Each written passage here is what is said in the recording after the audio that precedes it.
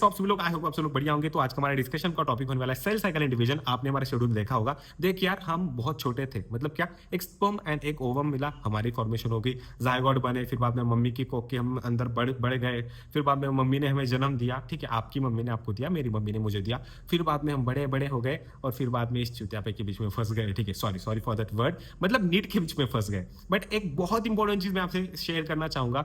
I don't know why क्यों आज मुझे शेयर करने का मन कर रहा है। देख, जब मैं नीट एस्पिरेंट था तब मेरी लाइफ में बहुत प्रॉब्लम चल रहे थे। फैमिली प्रॉब्लम था, फाइनेंशियल प्रॉब्लम तो इतनी बड़ी थी ना कि तू सोच नहीं सकता है। एंड फिर बाद में रिलेटिव्स के ताने, एंड जो सेल्फ इनएबिलिटी होती है ना, मैं कुछ नहीं कर सकता, मुझे कुछ नहीं हो सकता, इसकी वजह से बहुत खराब चल रहा था। कोई दोस्त नहीं था, कोई गर्लफ्रेंड भी नहीं थी, क्रश क्रश थी, वो किसी और से सेट हो गई थी। तो वो सबसे बड़ा दुख था कि क्रश किसी और से सेट हो गई थी। बहुत खराब चल रहा था, वही डेली रूटीन। बट एक चीज मैं आपको बताना चाहूंगा कि उस टाइम पर ना मैंने सोच के रखा था कि अभी कुछ भी हो जाए, एट दी लास्ट ब्रेथ तक, मतलब मैं लास्ट सांस तक मैं छोड़ूंगा नहीं। मैं, मेरा अगर स्कोर कम भी आएगा, ठीक है, मतलब मॉक टेस्ट के बीच में और कुछ भी, तो मैं फिर से उठूंगा, उस मॉक टेस्ट को लूंगा, रिसॉल्व करूंगा, ठीक है। एंड आज मैं आपको प्राउडफुली कह सकता हूँ, जो मेरी फैमिली प्रॉब्लम्स थी, हाँ खत्म हो गई, ठीक है। फाइनेंशियल प्रॉब्लम्स तो मैंने खुद से सॉल्व की है। लाइक मतलब यहाँ पर रिवील नहीं करना चाहूंगा, बट मैंने कई बड़े इंस्टीट्यूशंस में कोचिंग की है, मतलब पढ़ा है, ठीक है। फिर बाद में लाइक यूट्यूब की अर्निंग वगैरह बहुत कुछ होता है। अभी मैं फिलहाल अर्निंग नहीं करता क्योंकि अभी मैं इंटर्नशिप में वगैरह हूँ, सो मेरा गोल वो नहीं है। हाँ, शॉर्ट नोट्स हमारे में बेचता हूँ, बट उससे ज्यादा कुछ अर्निंग नहीं होती है, ठीक है। मोर ऑनेस्टली पहले मैं कर चुका हूँ, तो वो हो गया। अभी लाइफ में बहुत अच्छे पोजीशन पर हूँ, मेरे अच्छे दोस्त हैं, मैं अपनी कॉलेज लाइफ को नेक्स्ट लेवल एंजॉय करता हूँ। मतलब I can't reveal my personal life, but बहुत बढ़िया सब कुछ चीजें हैं। सो एक मैसेज मैं आपको देना चाहूंगा कि ये जो आपके लाइफ में अभी चढ़ाव उतार है ना मेरे दोस्तों, सब कुछ वर्थ इट रहेगा। हाँ, इट डजेंट मैटर कि तू अभी कहां पर है, इट डजेंट मैटर कि तेरा स्कोर कितना है, इट डजेंट मैटर कि तू क्या करेगा, बट ये मैटर जरूर करता है कि तू अगर रुकेगा नहीं तो तेरी लाइफ बहुत आगे जाएगी। देख, मैं कभी नॉर्मली मोटिवेशन नहीं बताता, मोटिवेशनल वीडियोस नहीं बनाता, क्योंकि मैं अपनी लाइफ में बहुत नीचे हूँ, ठीक है, बहुत अभी आगे जाना है मेरे दोस्तों। स्टिल ये चीजें जरूर मैं कहना चाहूंगा कि ये प्रैक्टिकली ये मेरे साथ हुआ था। देख, और एक इंपॉर्टेंट चीज, ठीक है, अभी कोर्स बेचने की कोशिश करता हूँ तुझे, ठीक है, कन्विंस करने को ट्राई करता हूँ। हमारे बायोलॉजी का कोर्स जो है, क्लास 11th क्लास 12th है, मॉर्फोलॉजी की न्यूली एडेड फैमिलीज है, उसके बीच में है। फिर बाद में तुझे फ्रॉग मिल जाएगा, कॉकरोच मिल जाएगा। हर एक टॉपिक विद इन 5 मिनट्स में रिवाइज हो जाता है। ये जो सभी में तुझे क्वेश्चन पूछता हूँ ना, शॉर्ट नोट से ही पूछता हूँ। तो कैसे है कि तू फ्री टाइम के बीच में अगर बायोलॉजी को रिवाइज करेगा ना, तो बायोलॉजी में 360 आउट ऑफ 360 आना बहुत ईजिली है। ये क्यों बता रहा हूँ, क्योंकि जो बच्चे एवरेज थे, 100 150 स्कोर कर रहे थे, उनका स्कोर भी 320 के आगे जाने लगा है। तो अगर बायो में तेरा 360 आउट ऑफ 360 हो जाता है, तो तू ही इमेजिन करना कि तेरा फिजिक्स एंड अगर केमिस्ट्री थोड़ा सा खराब भी कुछ हो जाता है, फिर भी तेरा एमबीबीएस सीट फिक्स हो जाएगा। सो हमारे शॉर्ट नोट्स को परचेस कर ले, 480 रुपीज उसकी प्राइस है। नेक्स्ट लेवल वर्थ इट है मेरे दोस्त, ठीक है। अगर पसंद नहीं आते हैं, कमेंट सेक्शन के अंदर आके गाली दे दे बेटा, ठीक है। अगर तेरी गाली मुझे अच्छी लगती है तो मैं उसे पिन कमेंट में अंदर पिन कर दूंगा, ठीक है, चलेगा। तो मैं आपसे कुछ क्वेश्चंस पूछूंगा जिसका आंसर आपको विद इन 3 सेकंड्स के अंदर गेस करना है। मुझे बता दो, सेल साइकिल कौन से पार्ट्स के बीच में डिवाइडेड होती है? 3 मिनट्स वेस्ट कर दिए मैंने, आई एम वेरी सॉरी। या जल्दी से, सेल साइकिल कौन से पार्ट्स के बीच में डिवाइडेड होती है? एक तो होता है आपका माइटोसिस और दूसरा होता है इंटरफेज, ठीक है। अभी मुझे बता दो, माइटोसिस के बीच में कौन सी 2 फेजेस होती है? पहले बेसिक कवर करेंगे, मैं आपको इसी के ऊपर ही आगे जाके क्वेश्चन पूछने वाला हूं। तो माइटोसिस के बीच में क्या होता है? एक तो होता है कैरियोकाइनेसिस, उसी के साथ होता है आपका cytokinesis. Then tell me what is meaning of karyokinesis. ये जल्दी से 3 सेकंड से तेरे पास, 1 2 3, टिक टिक टिक टिक टिक धूम, ठीक है। कैरियोकाइनेसिस मतलब क्या? ये जो तेरा प्रोफेज, मेटाफेज, एनाफेज, टेलोफेज जो होता है, वो मतलब आपका कैरियोकाइनेसिस हो जाएगा। And what is the meaning of cytokinesis? Yes, जल्दी बता दे बेटा, साइटोकाइनेसिस मतलब क्या होता है? मतलब जब एक जिस्म के बीच में 2 दिल आ जाते हैं, मतलब क्या बेटा, एक सेल के बीच में जब तेरा 2 न्यूक्लियस हो जाता है, तो उसे डिवाइड करना पड़ेगा ना। तो जो डिवाइडेशन होता है उसे हम कहते हैं division of cytoplasm along with that nucleus वगैरह बला बला बला, ठीक है। तो उसका होता है cytokinesis. Then tell me, interphase के बीच में क्या क्या होता है? मैं बेसिक कवर कर रहा हूं, आगे जाएंगे। इंटरफेज के बीच में क्या होता है? G1 फेज होती है, फिर बाद में G2 फेज होती है, बट इन दोनों के बीच में यस फेज होता है, मतलब सिंथेसिस फेज होता है। अभी यहां से हमारा एक्चुअल टॉपिक स्टार्ट होगा, जहां से मैं तुझे बढ़िया बढ़िया क्वेश्चंस पूछूंगा एनसीईआरटी की लाइन से, बट हमारे शॉर्ट नोट से। देन टेल मी, सबसे इंपॉर्टेंट चीज, अगर मेरी एक सेल तू लेगा और अगर तू उसे डिवाइड करेगा तो कितना ड्यूरेशन लगेगा? मेरी एक सेल को दूसरे सेल में, मतलब 2 सेल में डिवाइड होने के लिए कितना ड्यूरेशन लगेगा? यस, 1 2 3 इसका आंसर होगा 24 आवर्स। अभी मुझे बता दे, इन 24 आवर्स में से एक्चुअल सेल डिवीजन कितने टाइम के लिए होता है? पूरे 24 घंटे में से एक्चुअल सेल डिवीजन कितने घंटे के लिए होता है? बस 1 घंटे के लिए होता है भैया, ओनली 5%, ठीक है। ओके, वॉरीगेट, ठीक। एक इंपॉर्टेंट चीज है मेरा दोस्त, तू प्लांट्स को देखता होगा, प्लांट्स अनलिमिटेड ग्रोथ करते हैं, ठीक है, तूने कहीं पर पढ़ा होगा। तो मुझे बता दे, प्लांट्स के पास ऐसी कौन सी चीज होती है जो कि कंटिन्यूअसली ग्रो करती है या कर सकती है? क्या होता है उसके पास? जैसे कि मेरे अंदर स्टेम सेल्स है, मेरे अंदर स्टेम सेल्स है, यस। तो प्लांट्स के अंदर क्या है, मेरिस्टेमेटिक सेल्स है। Root apical meristem, root apical meristem और शूट अपाइकल मेरिस्टेम उसके पास होता है। अभी आपके लिए मोस्ट इंपोर्टेंट क्वेश्चन, इंटरफेज के बीच में मतलब G1 यस एंड G2 के बीच में लॉन्गेस्ट फेज कौन सी है? यस, ये आपके एनसीईआरटी के बीच में दिया है। Which is the longest phase in your interface? तो इसका आंसर क्या होने वाला है? यस, सोच बेटा, सोच सोच, ठीक है, उसको अपने दिल से निकाल दे, सोच। इसका आंसर क्या होने वाला है? Yes, G1 phase is the longest phase, almost 11 से लेकर 12 आवर्स के लिए वो चलता है। मतलब 50% ही ऑलमोस्ट तेरा वो G1 फेज होता है। अभी मुझे बता दे, डीएनए, हिस्टोन्स, सेंट्रियोल्स ये कहाँ पर प्रोड्यूस होते हैं, कौन से फेज के बीच में? डीएनए, हिस्टोन्स एंड सेंट्रियोल्स कहां पर आपके प्रोड्यूस किए जाते हैं? तो इसका आंसर क्या होने वाला है? यस फेज के बीच में। अभी बहुत इंपॉर्टेंट क्वेश्चन है, अच्छे से समझ, अच्छे से समझ, बुक्की घालूंगा तुझे, ठीक है। अगर एक नॉर्मल सेल का कंटेंट 2C है, I am not talking about it's ploidy, I am talking about the content. अगर 2C कंटेंट है नॉर्मल सेल का, तो मुझे बता दे G1 फेज के बीच में वो 2C का कितना हो जाएगा? G1 के बीच में कितना हो जाएगा 2C का? तो इसका आंसर बेटा G1 के बीच में अभी तक डिवाइडेशन नहीं हुआ है, मतलब वहां पर 2C ही रहेगा। Then tell me, S phase के बीच में वो कितना हो जाएगा? यस फेज के बीच में वो कितना हो जाएगा? तो बेटा उसका आंसर है कि 2C का 4C हो जाएगा। यस, ठीक है, जैसे कि यस यस, वेरी गुड बेटा। मैं गंदा नहीं बात करना, ठीक है, मतलब करना नहीं चाहता, मैं कर सकता हूँ बट नहीं करना चाहता। बता दे G2 के बीच में कितना रहेगा? डीएनए कंटेंट G2 के बीच में कितना रहेगा भैया? अभी G2 के बीच में वो क्या हो जाएगा? 2C और 2C हो जाएगा? नहीं बेटा, नहीं, G2 के बीच में भी वो तेरा 4C ही रहेगा। अभी मोस्ट मोस्ट इंपॉर्टेंट चीज है, अगर मेरे एक नॉर्मल सेल की प्लॉइडी डिप्लॉइड है, अगर उसके बीच में माइटोसिस होने वाला है, तो G1 फेज के बीच में उसकी प्लॉइडी कितनी हो जाएगी? अगर नॉर्मल सेल 2n है, तो G1 के बीच में वो कितना हो जाएगा? 2n ही रहेगा। यस फेज के बीच में जहां पर डीएनए डिवाइड करता है, G1 फेज के बीच में अगर 2n है, तो यस फेज के बीच में कितना होगा? वहां पर भी 2n होगा। और G2 के बीच में, G2 के बीच में कितना होगा बेटा? यहाँ पर भी 2n ही होगा। लगेगा भैया बहुत बेसिक है, बट बेटा इसके ऊपर अभी तक बहुत बार क्वेश्चंस पूछे गए हैं, सो दैट्स व्हाई मैंने इसके ऊपर प्रकाश डाला, ठीक है। मतलब वैसे मैं ही प्रकाश डालता हूँ। एक तो है बेटा सूरज देवता, ठीक है, और दूसरा है वैभव देशमुख, ठीक है। डोंट अंडर एस्टिमेट बेटा, ठीक है। बस उसका ग्रहण नहीं होता है ज्यादा, और मेरा ग्रहण हमेशा रहता है। अभी इंपॉर्टेंट चीज है मेरे दोस्तों, क्विस्केंट स्टेज कौन सी स्टेज को कहते हैं? क्विस्केंट स्टेज, क्विस्केंट स्टेज, कितना गंदा नाम है बेटा, ठीक है। क्विस्केंट स्टेज किसका होता है बेटा? G0 फेज को कहते हैं। देन टेल मी बेटा, G0 फेज के बीच में क्या क्या होता है? G0 फेज क्या होती है, उसके बीच में क्या क्या होता है? बता रहे, जल्दी से बताना, बता बता, चल चल बता बता। इसका आंसर क्या होने वाला है बेटा? इसके बीच में सेल तेरी मेटाबॉलिकली एक्टिव रहती है, बट वो प्रोलिफरेट नहीं करती है, डिवाइड नहीं करती है, ठीक है। वो क्विस्केंट स्टेज के बीच में चली जाती है। अभी मुझे बता दे, माइटोसिस का दूसरा नाम क्या है? रुक, मुझे थोड़ा सा पैर अच्छे से करने दे। माइटोसिस का दूसरा नाम क्या है बेटा? उसको कौन सा डिवीजन कहेगा तू? Equational division. क्यों? क्योंकि उसके बीच में जो डीएनए कंटेंट होता है, प्लॉइडी होती है, वो सेम रहती है, ठीक है। अभी मोस्ट इंपॉर्टेंट चीज है मेरे दोस्तों, मैं तुझे माइटोसिस के ऊपर क्वेश्चंस पूछूंगा। मुझे बता दे, ऐसी कौन सी फेज है जिसके बीच में it is marked by initiation of condensation of chromatin? Chromatin का कंडेंसेशन होता है इनटू क्रोमोसोम्स। ये कौन से फेज के बीच में होता है? Yes, quick baby quick. इसका आंसर क्या होने वाला है? इसका आंसर होने वाला है आपका प्रोफेस। यस, वेरी गुड बेटा। प्रोफेस के बीच में कंडेंसेशन ऑफ क्रोमैटिन होता है। यस, ठीक है भैया, ये आपने कहाँ से सीखा? क्विक बेबी क्विक, ठीक है बेटा, मजाक नहीं बेटा, मजाक नहीं, हमारे लेक्चर में बस पढ़ाई होती है, ठीक है। अभी मुझे बता दे, ओके ओके ओके, एक इंपॉर्टेंट चीज है, ठीक है। Cells at the end of prophase क्या क्या नहीं दिखाता? मतलब प्रोफेस के एंड में, जब प्रोफेस तेरा एंड हो जाता है, तब क्या क्या चीजें डिजोल्व हो जाती है? या जल्दी से इंपॉर्टेंट क्वेश्चन है मेरे दोस्तों, कौन सी चीजें डिजोल्व हो जाती है? तो इसका आंसर मेरे दोस्तों endoplasmic reticulum, Golgi complex, Camillo Golgi, ठीक है, याद है। उसी के साथ न्यूक्लियोलस और न्यूक्लियर एनवेलप, ये सब कुछ डिजोल्व हो जाता है। अभी मैं तुझे मेटाफेज के बारे में क्वेश्चन पूछूंगा।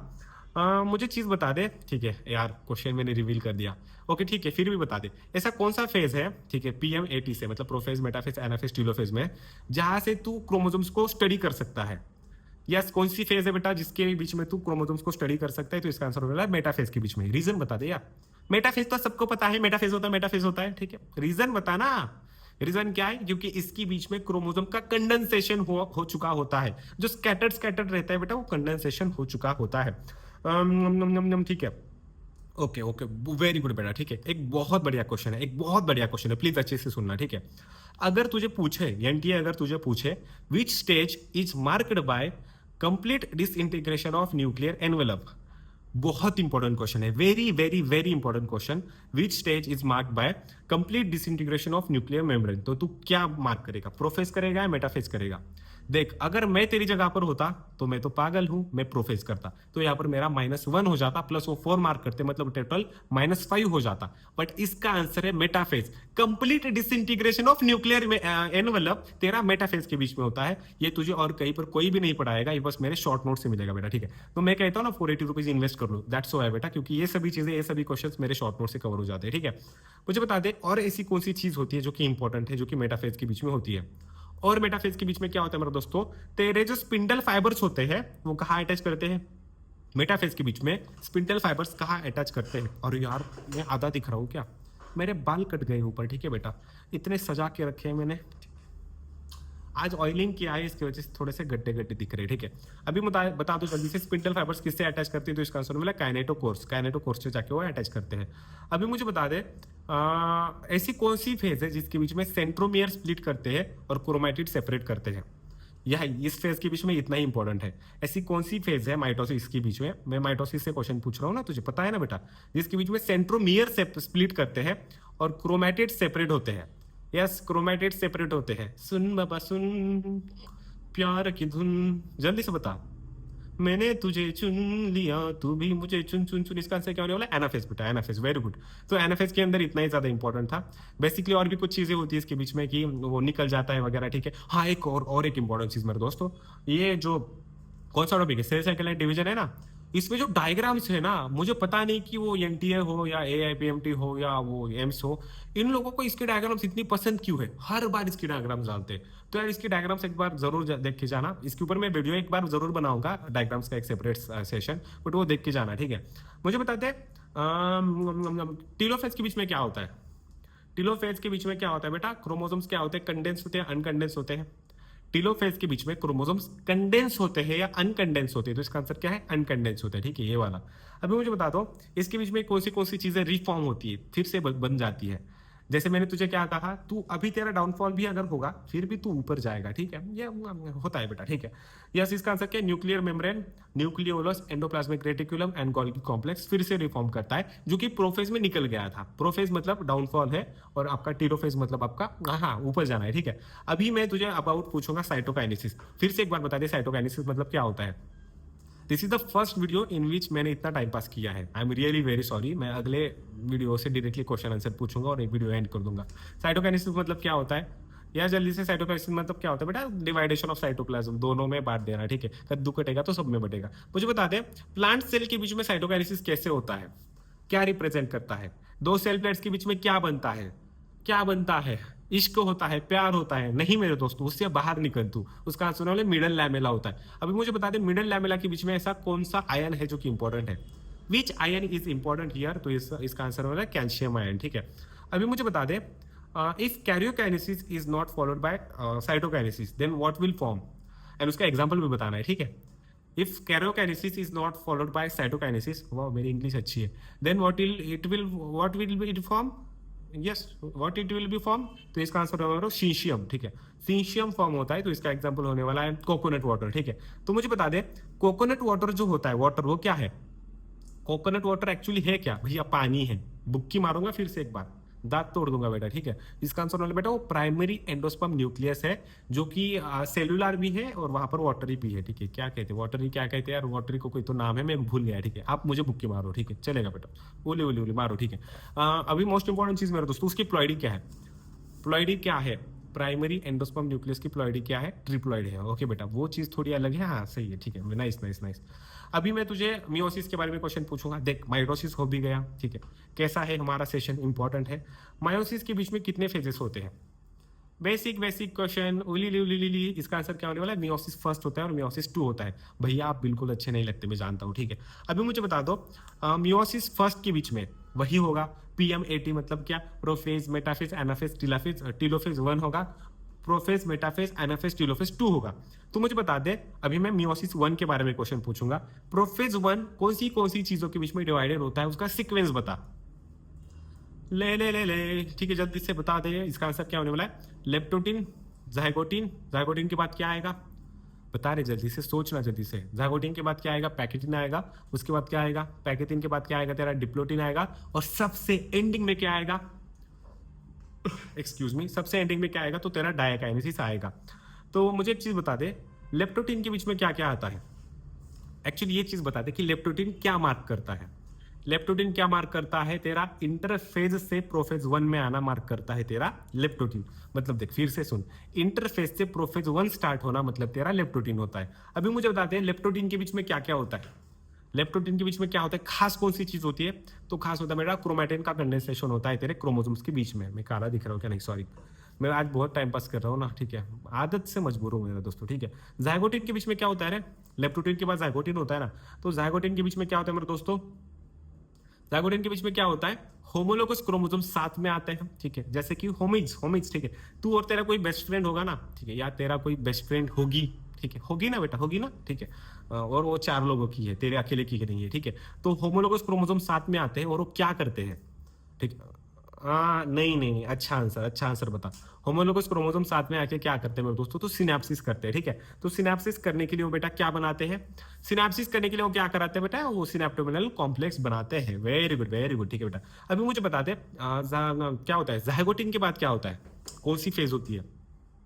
जाइगोटिन के बाद कौन सी फेज होती है? तो तुझे पता होगा कि पैकिथिन होता है। Then tell me what happens in pachytene. Pachytene के बीच में क्या होता है? सबसे खास चीज होती है मेरे दोस्तों, वहां पर क्रॉसिंग ओवर होता है, ठीक है। तो क्रॉसिंग ओवर को क्या हम रिकॉम्बिनेशन कह सकते हैं?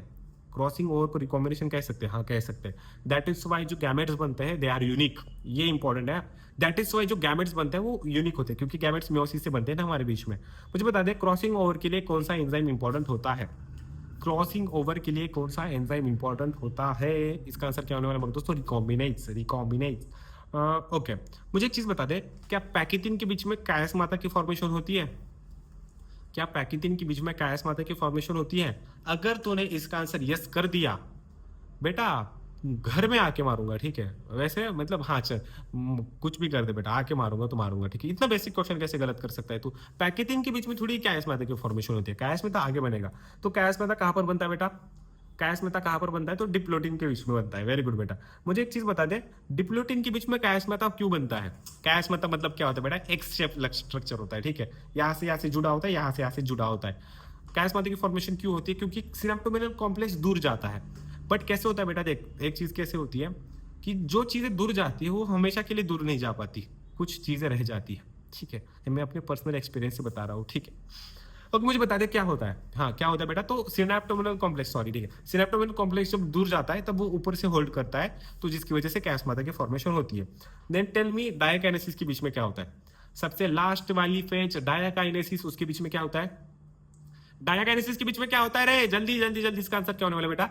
Terminalisation of chiasmata. Very good very good, terminalisation of chiasmata होता है। उसी के साथ न्यूक्लियस रिपेयर करता है, न्यूक्लियर मेम्ब्रेन, अरे यार सॉरी, न्यूक्लियस डिसअपियर होता है और न्यूक्लियर मेम्ब्रेन फिर से बन जाती है, ठीक है। मजा आ रहा है ना मेरे दोस्तों? मैं ज्यादा एक्चुअली आज मैं थोड़ा सा मजा ला रहा हूँ, ठीक है, सेशन के बीच में, क्योंकि अगर आप डेली बस हमारे सेशंस को यूं ही अटेंड करोगे तो बोर हो जाएगा, ठीक है। एक्चुअली मैं हर एक सेशन के बीच में इतना टाइम पास नहीं करता, मतलब टाइम पास नहीं है, मजाक नहीं करता, बट हमेशा बस सीरियसनेस होना भी अच्छा नहीं होता, ठीक है।